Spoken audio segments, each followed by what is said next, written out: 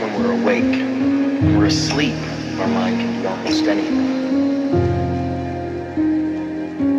Now in a dream, our mind continuously does this. We create and perceive our world simultaneously, and our mind does this so well that we don't even know what's happening.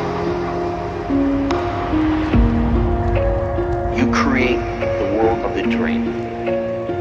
We bring the subject into that dream, and they fill it with their subconscious.